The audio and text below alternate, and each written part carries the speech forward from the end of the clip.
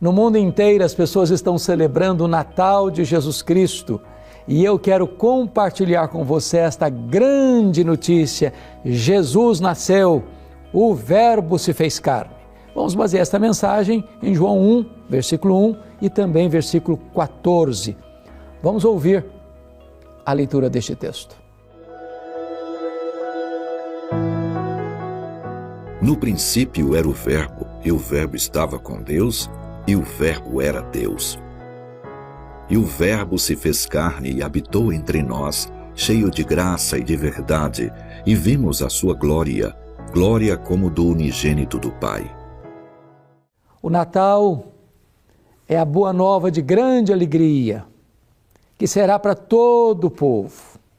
É que nasceu Jesus, o Salvador, que é Cristo, o Senhor. Esta foi a mensagem do anjo aos pastores de Belém, quando Jesus nasceu. Mas o Natal não foi apenas um acidente na agenda da história. O Natal foi planejado na eternidade. Antes que Deus criasse o universo, a redenção já estava incrustada no coração de Deus. E o apóstolo João, que escreveu este evangelho para mostrar-nos com diáfana clareza e total eloquência esta magna verdade, retrata isso no capítulo 1, dizendo: no princípio era o Verbo, e o Verbo estava com Deus, e o Verbo era Deus. O que ele está dizendo para nós é que o Verbo, que é Jesus, preexiste ao tempo, ao princípio, à criação. Logo, o Verbo é eterno, atributo exclusivo de Deus. Vale destacar que eternidade não é tempo. Você poderia tirar da eternidade 1 bilhão de anos e continuaria a eternidade. Deus não está sujeito ao tempo. Ele dá o pontapé inicial no tempo quando criou os céus e a terra. O agente da criação foi o próprio Cristo, Jesus, o Verbo, o Messias. Porque está escrito em João 1, versículo 3, todas as coisas foram feitas por intermédio dele, e sem ele nada do que foi feito se fez. O apóstolo Paulo, em Colossenses 1,16, diz que todas as coisas foram criadas por ele, as visíveis e as invisíveis. O Verbo eterno é o Criador do universo, vastíssimo, insondável, com mais de 93 bilhões de anos-luz de diâmetro. Tudo veio à existência sem matéria pré-existente. O universo não foi criado por geração espontânea, o universo não veio à existência por geração espontânea, o universo não veio à existência mediante uma mega explosão, nem sequer o universo veio à existência por uma evolução de milhões e milhões de anos. O universo foi chamado à existência pela palavra onipotente do Verbo, que é eterno. Mas João vai dizer que o Verbo estava com Deus, no sentido de que Deus é um ser pessoal e o Verbo também o é. E o é sendo da mesma essência, da mesma substância que Deus. Deus de Deus, luz de luz, coigual, coeterno e consubstancial com o Pai. João prossegue para dizer que o Verbo era Deus. E significa que o Verbo, Jesus, não é inferior a Deus, como pensara Ário de Alexandria. Nem Jesus é apenas superior aos anjos. Ele é Deus da mesma natureza, da mesma essência, tendo os mesmos atributos de Deus, realizando as mesmas obras de Deus. O que é espantoso é que este Verbo que é autoexistente, este Verbo que é o Criador do universo, este Verbo que é a própria vida e o doador da vida, este Verbo que é a verdadeira luz que vindo ao mundo ilumina todo homem, este Verbo se fez carne e habitou entre nós, cheio de graça e de verdade, e vimos a sua glória, glória como do unigênito do Pai.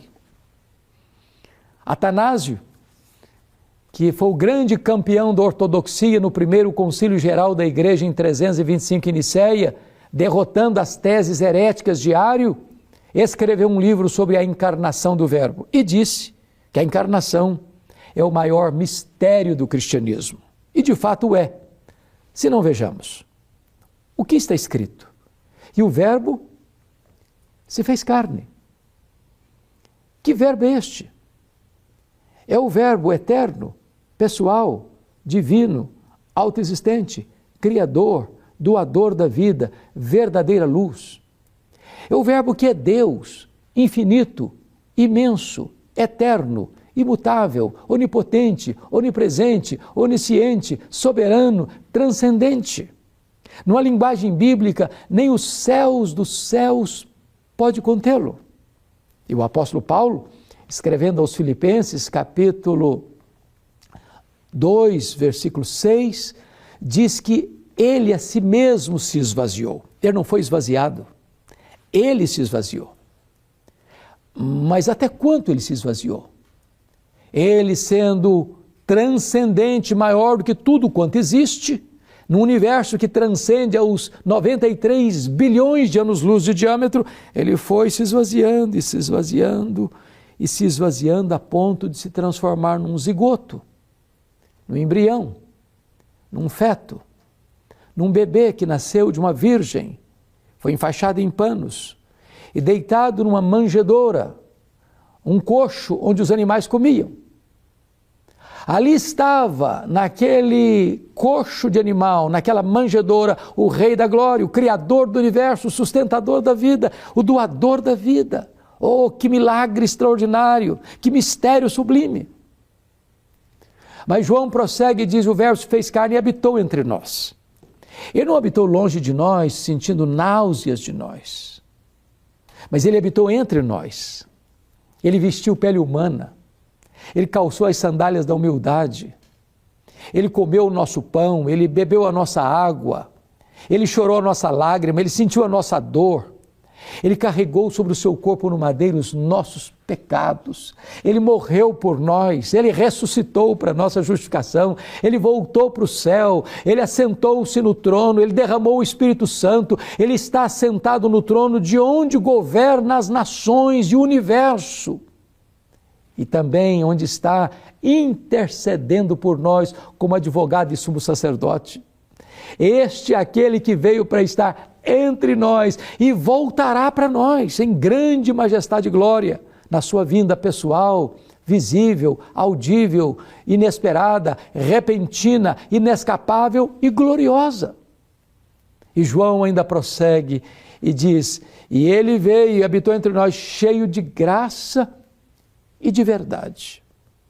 Se ele tivesse vindo cheio de juízo e justiça, ele nos fulminaria. Porque o melhor de nós, as nossas justiças, aos olhos dele, não passam de trapos de imundícia. Mas ele não veio cheio de juízo para nos fulminar, ele veio cheio de graça. Nos apanhou arruinados, sujos, contaminados, depravados, condenados, mortos nos nossos delitos e pecados, e ele nos deu vida, e ele nos limpou, e ele nos lavou, e ele nos restaurou, e ele nos transformou, e ele nos fez membros da família de Deus, e com ele hoje nós estamos assentados nas regiões celestes acima de todo principado e potestade. E Paulo conclui, e João conclui assim: e vimos a sua glória, glória como do unigênito do Pai. Você, com certeza, deve saber que glória não é um atributo de Deus, como é, por exemplo, a santidade, a justiça e a misericórdia. Glória é um termo teológico que representa todos os atributos de Deus na sua manifestação plena e máxima. Por exemplo, quando Deus mandava um profeta lá no Velho Testamento Via de regra, ele apontava para um ou outro atributo de Deus com ênfase. Por exemplo, Isaías enfatizou a santidade de Deus, Amós enfatizou a justiça de Deus, Oséias enfatizou a misericórdia de Deus. Mas quando Jesus Cristo veio, ele não veio para enfatizar este ou aquele atributo. Ele veio para revelar Deus. Sabe por quê? Ele era a exata expressão do ser de Deus. Ele era, na verdade, a própria expressão de quem Deus é, a exegese de Deus. Nele habitou corporalmente toda a plenitude da divindade. Por isso ele pode dizer, quem me vê a mim, vê o Pai, porque eu e o Pai somos um. Quando nós hoje estamos celebrando o Natal, precisamos olhar e contemplar a grandeza do nosso Redentor, a beleza do nosso Redentor.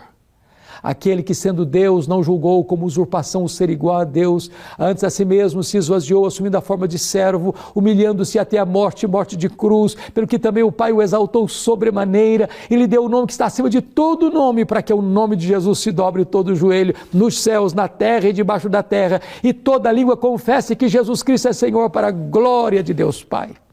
Nós estamos aqui celebrando o Rei da Glória, nós estamos celebrando aqui o Deus Todo-Poderoso, aquele que se esvaziou, que se fez carne e veio habitar entre nós para nos amar, para morrer por nós, para nos dar a vida, a própria vida eterna. O que é Natal para você? Apenas ruas enfeitadas? Lojas decoradas? Papai Noel? Banquetes? Mesas gastronômicas? Troca de presentes, tudo isso é muito bom, mas não é a essência do Natal. O Natal é Jesus, a pessoa bendita do nosso glorioso Redentor. E hoje você pode ter uma experiência com Ele, entregando o seu coração a Ele, para que Ele venha habitar em você, perdoar você, salvar você e dar a você a vida eterna. Eu quero orar com você. Deus amado, nós te agradecemos pelo Natal de Jesus. Agradecemos-te a boa nova do Evangelho e pedimos-te agora que tu apliques esta mensagem ao coração de todos aqueles que nos assistem. Oramos assim, em nome de Jesus. Amém.